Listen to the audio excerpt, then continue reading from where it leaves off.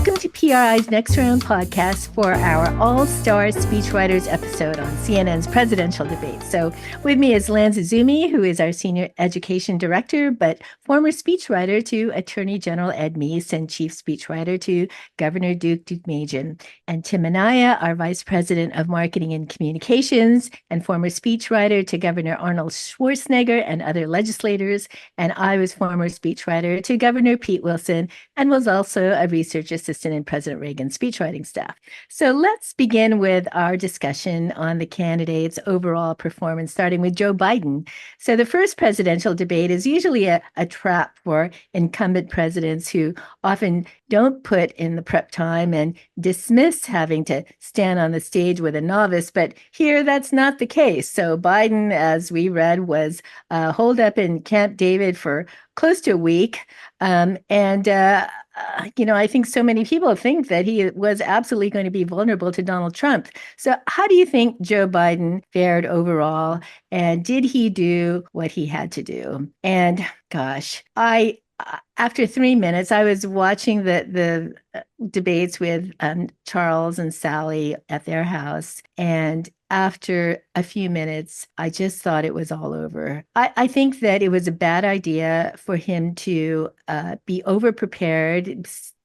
Being at Camp David for over a week, I hear, constantly being grilled, if that was the case. I think that even if I did that, I think that I would be in a muddle after a week. My brain would be spinning. And he looked like a deer in the headlights, frankly. He looked a bit dazed. It was kind of strange. He almost never blinked. His mouth was kind of gaping open. It was odd. And certainly he was in a muddle. His face was scrunched when he couldn't get his thoughts out. There was that moment when he froze and what came out was word salad. It was really tough to watch. In fact, it was painful. He is the leader of the free world.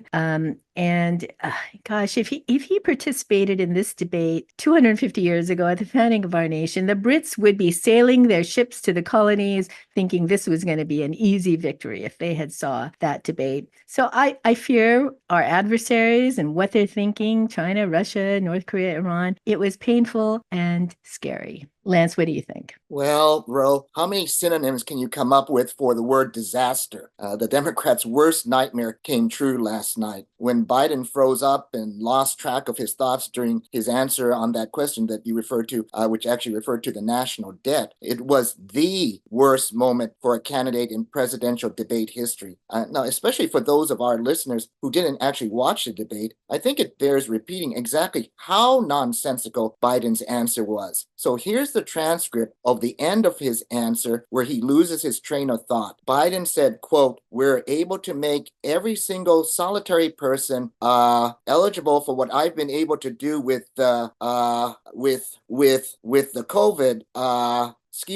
with dealing with everything we had to do with, look, if we finally beat Medicare," end of quote. It was at that moment that Jake Tapper stopped Biden because he had reached his time limit. Donald Trump then had what I thought was one of the greatest responses, to this performance when he looked at Biden, glanced over at him when he started to fall apart, and then Trump looks back at the mirror, and then when Biden completely implodes, Trump looks again at Biden with the look of what everyone in the audience must have thought. I can't believe that this guy is running for president. And so Biden's catastrophic answer happened at the very beginning of the debate when you had the most people tuning in. That one moment defined not just the debate, but the race and most likely the election itself. Besides that, there were other disastrous moments for Biden too, though. On the immigration question, Biden meandered again and lost his track of his thoughts again. In his reply, Trump looked straight into the camera and said, "I don't know what he said at the end of that sentence. I don't think he knows what he said either." And I think that was the most devastating line of the entire debate because it summed up Biden's frailty, his incoherence, his mental lapses, his age, and most important, his inability to do the job of being president. Also, when Trump was speaking, Biden, as you said, Ro, looked off to the side or at the camera with his eyes really wide open and bulging. It was really actually sad, but it was a crazy look, and it was really highly disconcerting if you were a viewer trying to concentrate on what the candidates were saying.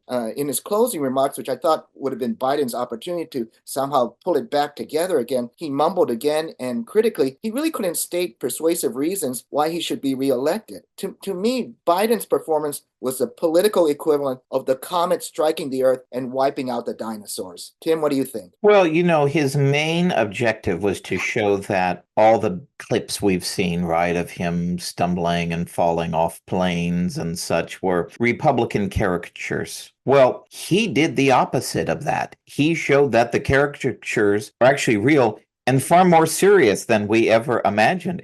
It's actually not really a laughing matter seeing what we saw on the stage. And now I echo what, of course, you both say about all the kind of the voice and the weird looks and all of that. What I noticed was just his appearance. He was so white and pasty. He looked like the Walking Dead. Didn't anybody on his campaign to think, I don't know, get a little darker shade in the makeup that they used, or I don't know, send him to a spray tan place for the afternoon? The Biden camp, of course, is arguing, and in a few instances, they're right that, well, Biden raised these various important points that they wanted to make about the Trump record. Well, of course, this wasn't a debate on paper. It was a debate watched on TV. And any point that Biden tried to score against Trump's record was vastly overshadowed by his shocking appearance and performance that people saw on TV. And I don't think it's any exaggeration to say he probably caused irreparable harm to his reelection bid based on his performance. So let's talk about Donald Trump's overall performance.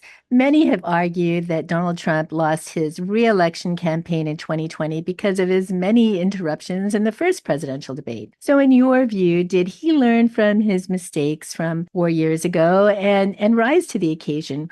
Or was it more of the same disrupting performance? Well, gosh, I was relieved that I think he was a much more restrained than he was in 2020. I thought he had talked about the issues to the extent that he could under the circumstances.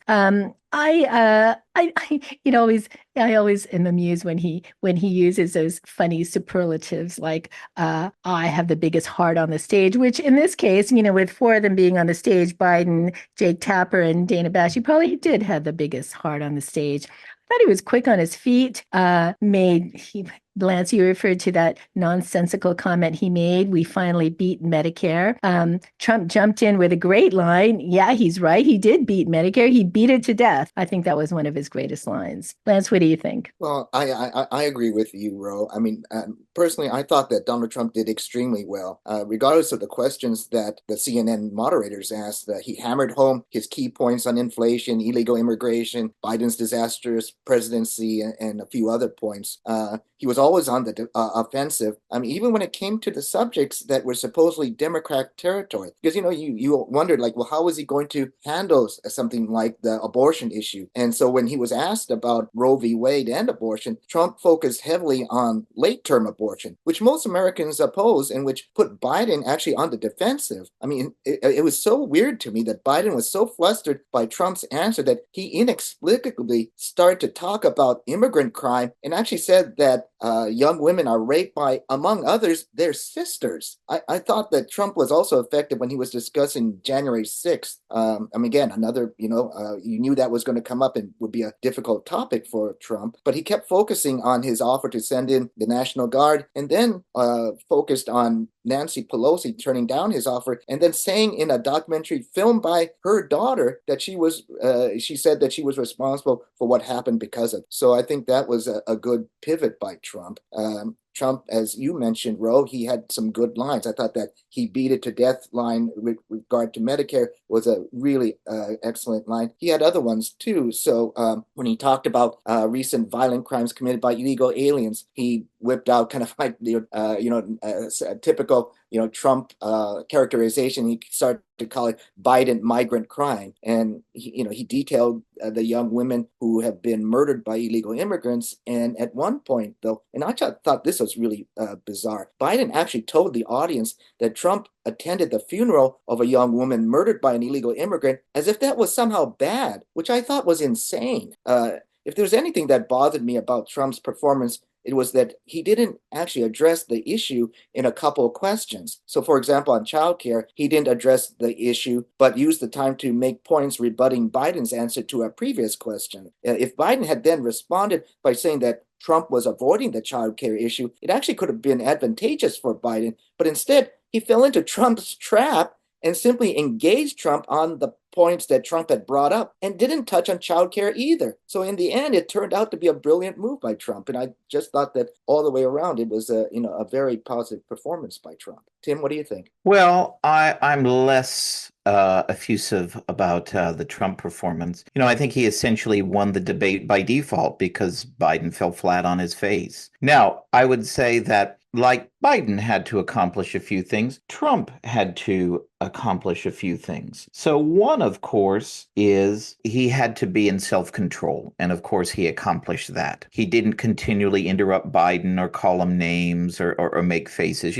That alone was important. With some of his comebacks to Biden, he kind of put him off topic a little bit, where Biden started rambling about, whatever Trump said, rather than talk about the subjects of the questions, like climate change, for example, that, well, Biden might have a more natural advantage on those issues. But if you look at what Trump actually said, though, it really wasn't very good. He makes a point of saying he doesn't rehearse. Well, it showed. There were many areas where Trump could have effectively gone after Biden and challenged his poor record, and contrasted that with actually good, real accomplishments during the Trump administration. But because he wasn't prepared with the fact or the accomplishment, he was reduced to just saying, well, we did a lot better than you, a lot. Well, what does that mean? What did you actually do that was better? So, for example, on climate change, Trump, because he wasn't prepared, all he could say was, well, I like the cleanest water and the cleanest air. Well, he had a real lost opportunity where he could have gone after him on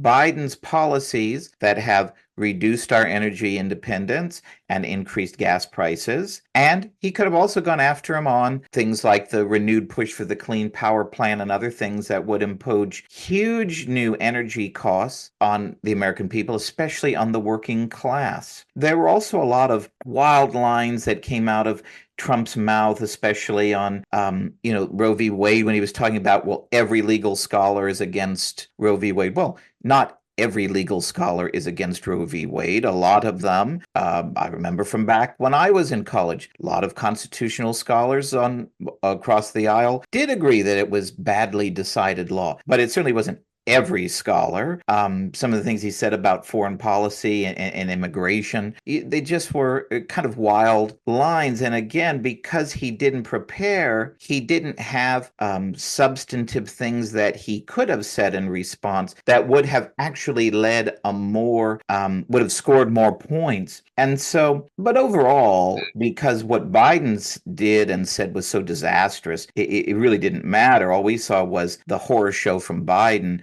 What Trump did and said really was kind of an afterthought.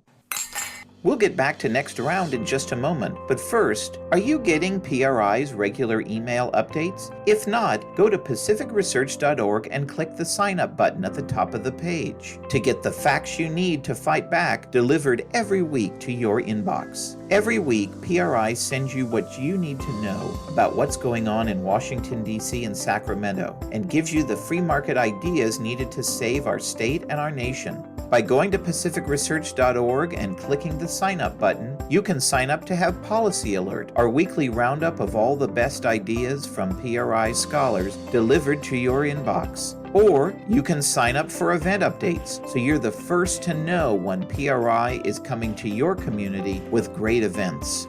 So sign up now at pacificresearch.org and click the sign up button at the top of the page to get PRI's content delivered to your inbox each week. Hey, for the next question. So, casting a shadow over this first debate were legal problems for both candidates, Donald Trump, and of course, dealing with his recent conviction in New York on 34 counts, and Joe Biden in dealing with a more personal scandal involving the recent conviction of his son, Hunter. So, how do you think both candidates handled their personal scandals under the light of this debate stage? Well, I thought the whole thing was a pretty crummy, shallow exchange. As you referred to in the last question, Tim, that Trump could have been a lot more eloquent about his record and some of the issues that he had really done well on. Same thing here. There were really no nuanced arguments. He said Trump called the system rigged, called Biden a criminal, and then he went after Hunter Biden. And Biden, on the other hand, got personal that Trump had the morals of an alley cat, that he was dallying with a porn star when his wife was pregnant. And, I don't really follow these court cases. I'm turned off by them. But as a woman, I started to feel uncomfortable with Biden's remarks, especially with regard to Melania. I felt for her being used this way in a debate. I thought it was distasteful. Lance, what do you think? Yeah, I mean, I feel very much the same way, Ro. I feel like that it was a lot of tit for tat. I mean, Biden trotted out the convicted felon line, referring to Trump. Trump then responded by pointing to Hunter Biden's felony convictions. Biden brought up Stormy Daniels. Trump brought up Biden bragging that he got a Ukrainian prosecutor fired in exchange for U.S. aid money. And so, I really don't think that it really moved the needle with people as to how they felt about the two candidates based upon these, supposed scandals in their personal lives. I do think, though, that, Trump did have a good line when he said that the cases brought against him are part of Biden's weaponization of the legal system, and it's proof that Biden can't win fair and square. I mean, I think that does resonate with people because, you just look at Trump's continued lead in the polls, even after the convictions in the New York case, that evidently a significant proportion of the American people feel that way, and they're still willing to, vote or say they're going to vote for Trump.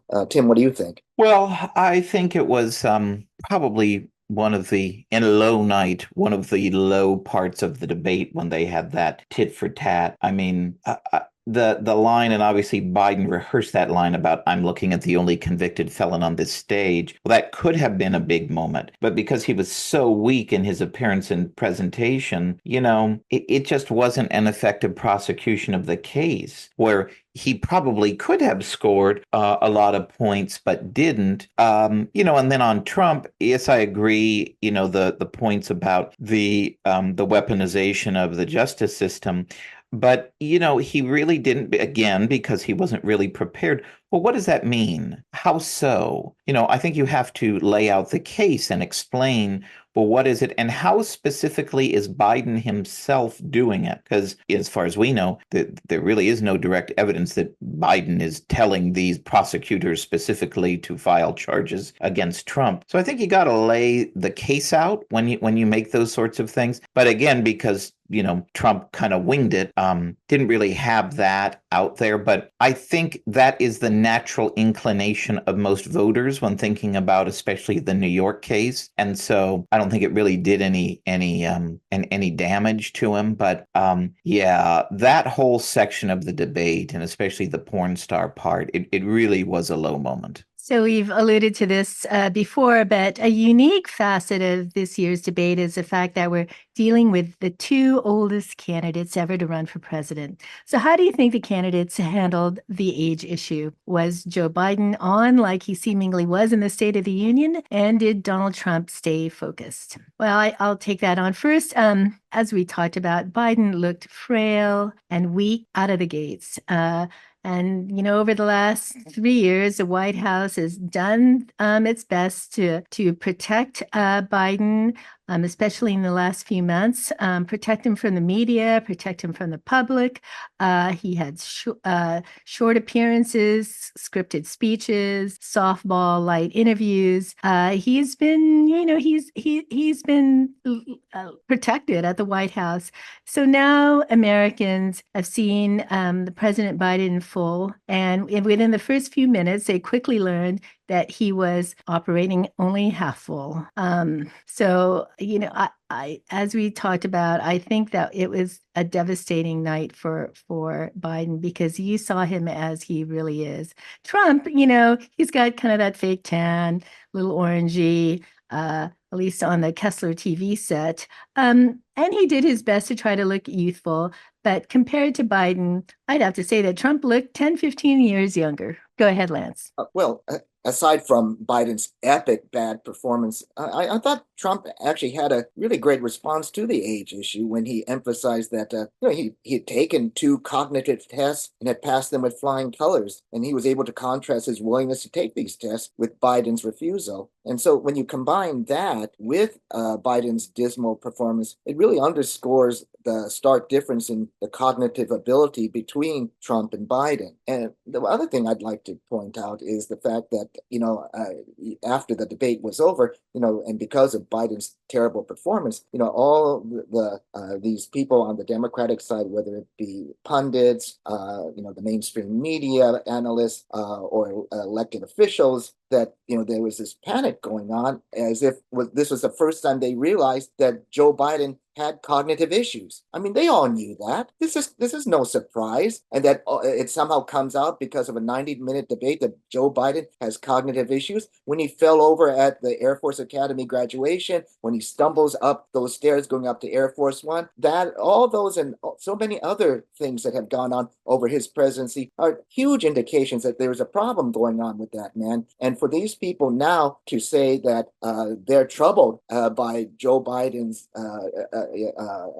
performance and the fact that age seems to be catching up, and well, it was catching up with him over the entire course of his presidency. And so therefore, I mean, to me, that all rang very disingenuous to me because they were covering up for him. Tim, what do you think? Well, I disagree on the cognitive test. I think that's kind of silly that he trots that out. I mean, it was pretty quickly debunked that what he described isn't the actual test, and what is it really? And then we also know from the past campaigns, remember that goofy doctor that he trotted out in 2016 with the doctor's report about, this is the healthiest person I've ever seen in my life. I mean, all of what Trump talks about his health we know is just kind of exaggerated. I thought the back and forth on the golf handicap was also silly. Yes, Trump wins his, club championships, but he owns the clubs. So, was that really a fair competition? And many people have golfed with Trump, like many people. I'm not singling him out, but, he's not exactly having PGA rules officials monitoring when he's playing his rounds. But really, at the end of the day, Donald Trump looked alive and Joe Biden did it. And, he literally looked like the Walking Dead on stage. And that's really all that matters, the kind of silly boasts from Trump notwithstanding. Next, let's grade the candidates on how well they made their case on the most important issues facing voters today. Did they help or hurt themselves with what they said on stage? Well, first, let's look at the economy. And I would have to say here that I would give them both a D. And I would give them a D, Donald Trump a D, because as Tim said, he just didn't do his homework. Trump presided on an excellent economy before COVID. It was too bad that he couldn't articulate it. He said it was a great economy and everyone was amazed. This is a time to rattle out those numbers. With what he said, he almost had to take his word for it. But he had great numbers: Hispanic employment, Black employment, low inflation. It was just too bad that he couldn't didn't say that to the public, and he should have had those numbers memorized.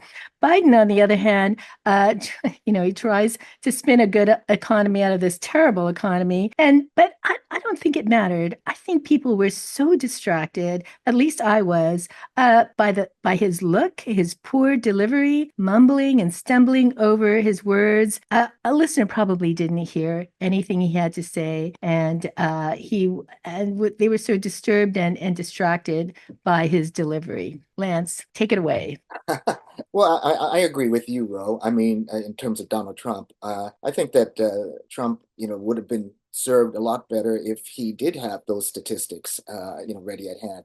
He may have been better off if he had listened to some of Sean Hannity's monologues where he keeps rattling off the statistics under the Trump administration and just repeated those.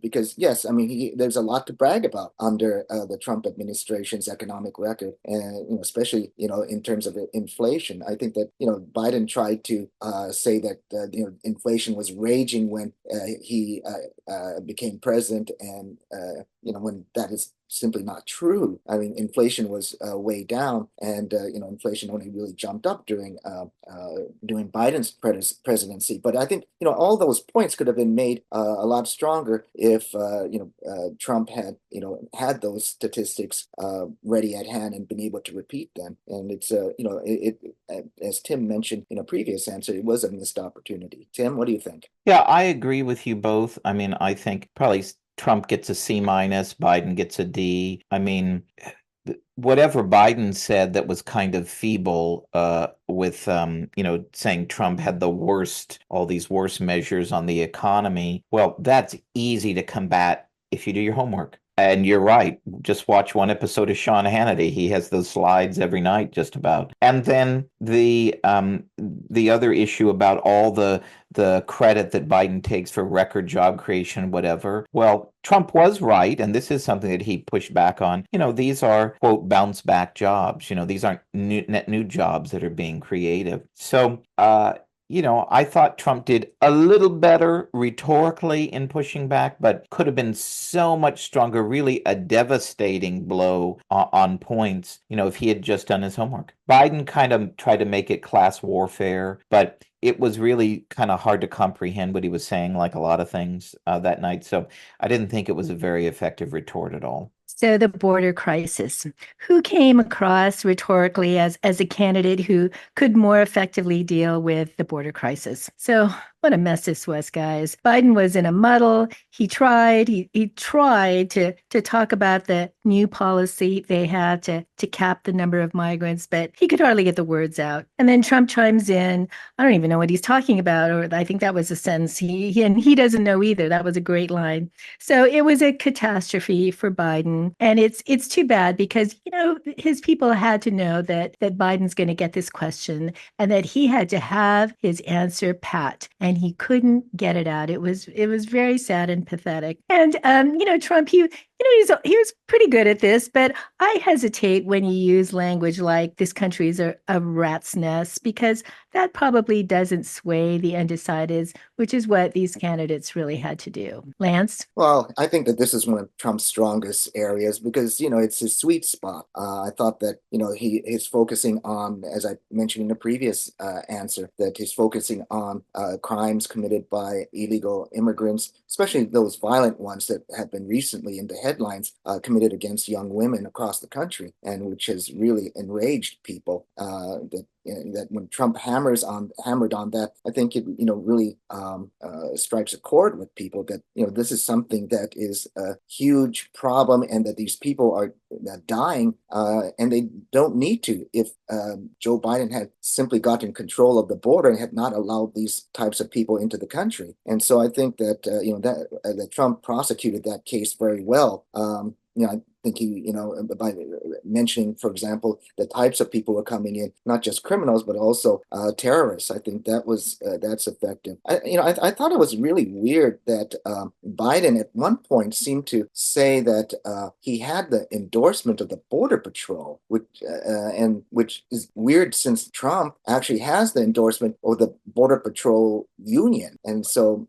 I didn't know what that was. But again, it was just seemingly another part of the mental lapses that Biden had. I I thought that Trump was also effective when it came to connecting how illegal immigration negatively impacts Black and Hispanic communities, and saying that they're taking the jobs that not just Americans but especially in these minority communities really need in order to be prosperous and successful. And I think that really hits home because that's exactly what you hear from a lot of Black and Hispanic people right now, that the impact of the illegal immigration crisis is affecting them economically. And I think that Trump bringing that up really makes a case to those specific demographic groups. So I thought that he did a very good job in this area. I think Biden, didn't really have a lot effective to say about it because his record has simply been pathetic. Tim, what do you say? Well, I think neither candidate was really good here either. Yes, you are right that he brought up those points, but he didn't speak about it as you did and explained it. He kind of spoke about it crudely, and I don't mean crudely in terms of the language he used. It was just very rough what he said. And again, had he actually prepared, he could have had examples of people who lost their lives. He just kept talking about, well, millions are pouring across and millions are being killed. Well, what do you mean specifically? What millions are being killed? People are being killed by illegal immigrant criminals, but it's not millions that we know of. So it was unclear what he was talking about there. I thought he did an okay job of challenging Biden's poor record, but I thought he didn't really make a lot of sense when he was talking about what would he do differently. And also, he certainly dodged the question about, when he said he was going to start mass deportations, which we know as a practical matter would be almost practically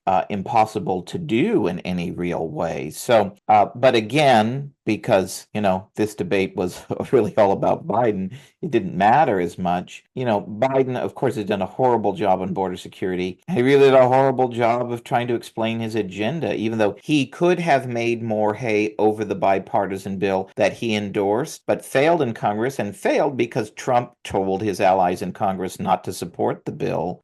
Now, we know, I guess I should have my head examined for being unable to understand Joe Biden. I know what he tried to mean, what he meant about the Border Patrol Union was, well, they actually endorsed that compromise bill. But of course, you have to kind of get in the mind of Joe Biden, which I don't know, maybe now I've lost a few IQ points having just done. But, just that continued mess from Biden, he just really fell flat on one of the top issues in the election, which this could decide the election alone. We'll get back to our great guest in just a moment. But first, are you following PRI on Facebook? By following PRI at facebook.com/Pacific Research Institute, that's all one word, you'll be the first to read free market ideas from PRI's terrific team of scholars on all the hot issues like education freedom, single-payer healthcare, crime, homelessness, green mandates like the ban on natural gas appliances, and more. Plus, when you follow PRI at facebook.com/Pacific Research Institute, you'll be the first to know when tickets go on sale for PRI's must-attend luncheons, dinners, and galas across the state. And you'll be first in line to secure your spot to hear great speakers like Michael Schellenberger, Gordon Chang, Steve Hilton, and many more. So go to facebook.com/Pacific Research Institute and follow PRI today so you'll be the first to know. So finally, who would come across as a better leader for the next 4 years on foreign policy? And I would say here, Trump, as expected, he hit Biden on all the disasters of the last few years. And when you have a pretty good record on foreign policy, as Trump did, just stating the facts is all you need. And he, I think, was adequate and didn't have to finesse anything here. On the other hand, Biden, his record is such a disaster and his delivery was so poor. It was a real double whammy. I don't think I have anything more to say about that, Lance. Yeah, no, I agree with you mostly, Ro. I mean, I think that Trump has a good record. I mean, that's the one thing about having two presidents running against each other. They actually have records to point to. Trump pointed to his records, and about not having wars on his watch, that sort of thing, and being strong against America's adversaries. So I mean, in his case, because he was president, it's not just rhetoric from a candidate. It's somebody who can point to some. I think in Biden's case, I mean, we see right now, what's going on across the world, in the Middle East, potentially in the Far East, with China and the threats it poses, that there are, and with of course Russia and the Ukraine. I mean, we see all these things that are going on under Biden's watch, and I think that is hugely worrisome to Americans. And Trump, can say that wouldn't have happened had he been there, and he can actually say it didn't happen when he was president. I think that one of the things that I thought was weird that Biden said, and Tim, maybe you can get into his head better than I do, but I mean, when he said that no soldiers died, or no members of the armed services died under his watch, when a number of people in our armed forces have been killed, during his presidency, including the 13 in Kabul at the end of the Afghanistan withdrawal disaster that happened under his watch. I just didn't know why he would say that and bring that up when that it simply reinforces and reminds people about the disaster that happened while he was president. So what do you think, Tim? Yeah, I agree. That was terrible on Biden's part, and I thought that Trump's prosecution on Afghanistan was probably his highlight of the evening in my book. I think most taxpayers would agree with him on the NATO spending issue too, though it's much more complex internationally. I think Biden scored some points in pushing back on what Trump would do with Ukraine and in cozying up to Vladimir Putin.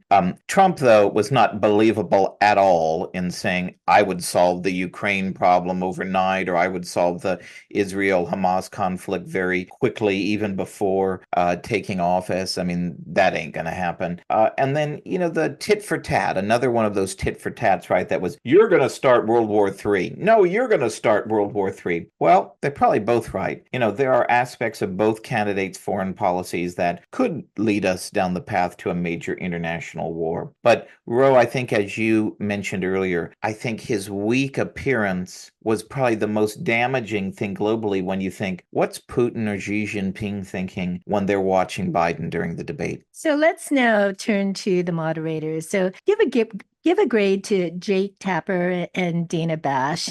In your view, were they fair arbiters, ensuring equaling time, and that all points were fairly considered, or were they the 2024 version of Candy Crawley, acting more like a candidate than a moderator? So I actually thought they were surprisingly fair, although I must say you can see from both of their faces as they started to ask the questions, and we moved on to the debate, that they were getting more and more distraught about Biden's performance.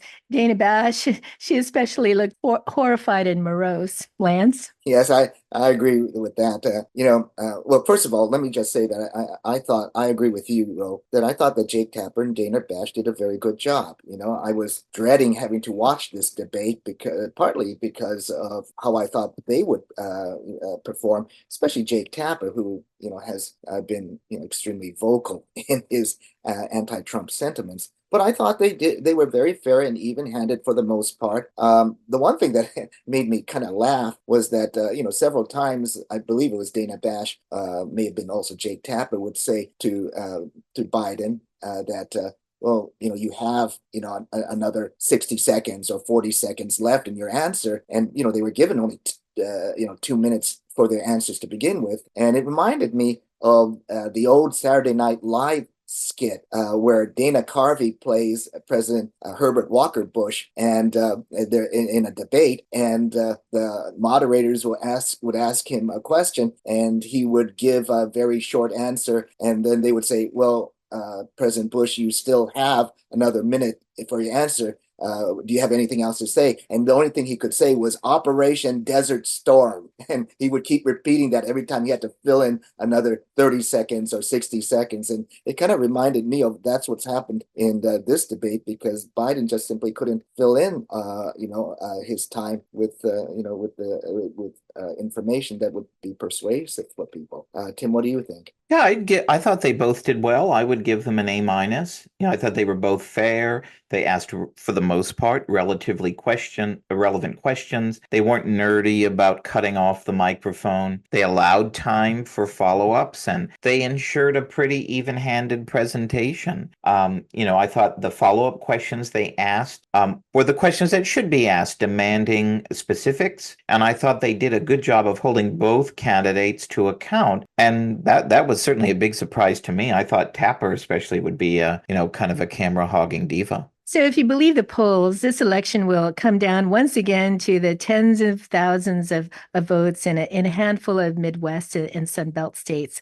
The key undecideds are the double negatives, those independent and Republican leaning voters who don't like either candidate. So, taking in their debate performance as a whole, who do you think made the best case for this voting bloc? And will they decide the election? Well, as important as these issues are, I think we have moved beyond just these issues to really the general health and fitness of Joe Biden. It's clear that he doesn't look like he's in charge, and he's likely led by unelected people at the White House and his cabinet. So, it's interesting what the history books will uncover in the future of the Biden presidency. But I would like to know who's really president here, or who are the presidents. And I think the undecideds are going to say that he's not, and they're going to be generally concerned about this. Lance? Yeah, I think that's right, Ro. I mean, regardless of what independents and undecideds think about the issues, and they may agree, maybe substantively more with Trump or with Biden on this or that, or at least lean towards them. I mean, I think that it's all overshadowed by Biden's now open decrepitude. And, I think that when people see, for example, at the end of the debate, you saw the clip that I believe CNN had of Joe Biden leading Joe Biden down the steps, which there weren't very many steps. They were just like maybe half a dozen steps, very gingerly down those steps. I mean, I think that is another telling indicator that this is a man who has some real, challenging health problems. Also, too, at the after party event where Jill Biden was revving up a crowd, and she, turned to Joe Biden and turned to her husband and said, "Joe, you answered every question." Well, isn't that what he's supposed to do? Isn't that what you're supposed to do at a debate, is answer every question? I mean, why would that be something to celebrate? I mean, it just goes to show that maybe even unconsciously, the bar is very low, even for those who are both most supportive and closest to Biden, like Jill Biden. So I think that's really what is going to be affecting the thoughts and votes of both independents and those who are undecided. Tim, what do you think? And Lance, you neglect to mention that she made that statement in her most piercing Mrs. Rogers voice, like she was, telling a 4-year-old he did a good job tying his shoes. I spared our listeners my imitation of her, Tim. I think as we just discussed with, kind of going through the issues, I don't think battleground voters or the undecided voters saw much from either candidate that will lead to a major push one way or the other. I don't know that there were any issues that weren't brought up that night, but I just don't think there was anything. No one had a wow moment for these voters. Right now, if you look at the polls, Trump is narrowly ahead in most of these battleground states by 1 to 3 points. He'll continue to be after the debate, maybe gaining a little bit. But I don't think it will be a major push to Trump despite Biden's poor performance, but he'll probably get a little bounce in the polls. I'm going to change this last question a little bit, because I think we've talked about so many of these issues. So now that we've all had a bit of time to reflect on the debate, so who do you think help themselves or did not help themselves, and got the biggest bumper, the biggest fall from the debate performance, Biden or Trump? Well, for me, it's definitely Biden. It's and not only did he lose the debate, but now he has exposed himself and his lack of mental capabilities. And even I'm disturbed and I'm pained by his performance because he is still the president of the United States, and I'm concerned, and I hope the Democrats do something about it. Lance? Well, I think that when you going into the debate, I believe it was CNN who had a poll asking people about who they thought would win the debate, and I believe 55% said that they thought that Trump would win, 45% thought that Biden would win. But then when CNN did a flash poll after the debate, 67% said that Trump had won, and 33% thought that Biden had won. And, given the fact that there's not going to be another debate for Biden to correct this disastrous performance of his for another 10 weeks or so, if there is another debate, I just think that it's going to be impossible for him to overcome this disastrous performance of his. And so I just think that, what we saw last night, assuming that Biden is going to be the nominee and, the candidate till November, that, you saw what could possibly be the deciding of the election, last night, because it was so disastrous. And I really don't see Biden being able to recover from this. And you can bet that all that money that the Trump campaign has raised over the last few months, the hundreds of millions of dollars, are going to be put into ads showing exactly what happened last night. And I think it's going to be seared into the American voting public, and it's going to be hard for the Biden campaign to overcome that. Tim, what do you think? Well, interesting on the money front, Biden raised more money than Trump in these hours since the debate, 14 million to 8 million. So that's an interesting stat to take as you will. There's no question that Biden hurt himself a lot, but he's lucky that TV viewership was down sharply. The initial figures show that about 51 million Americans total watched the debate, and that's down from 73 million who watched the first 2020 debate. Now, if you believe the instant polls last night, the debate didn't really move very many voters. And that same CNN poll that Lance references, while, over 67% said Trump won the debate,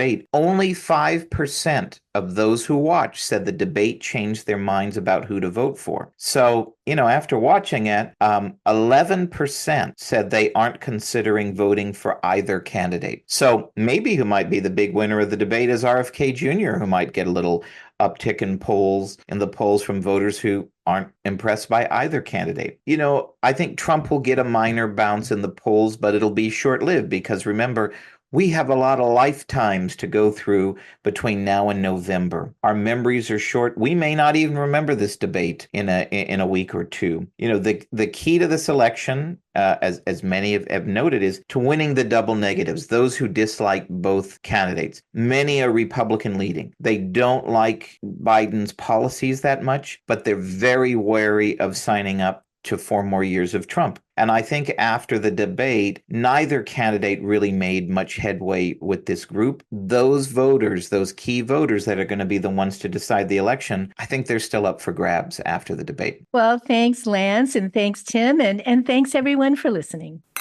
If you like this episode, please tell your friends and subscribe to PRI's podcast at iTunes, Google Play, Stitcher, TuneIn, iHeartRadio, and Spotify. And when you're on these platforms, don't forget to give us a big 5 stars. If you don't subscribe to any of these, you can still listen on PRI's YouTube page, youtube.com/Pacific Research 1. That's the number 1. Thanks for listening. I'm Rowena Itchon. Hope you'll come back again for next round with PRI.